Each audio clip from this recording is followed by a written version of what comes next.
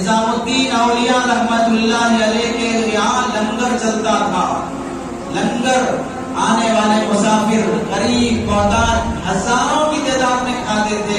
तारीख में लिखा है रोजाना कितना उनके लंगर में पकता था, एक थैला नमक पकाने में खर्च होता था। एक थैला चावल नहीं, नमक कितना डालते हो खाने में? 1 किलो चावल बनाना तो आधा किलो नमक डालते हो। नमक कितना डालते हैं? थोड़ा डालते हैं।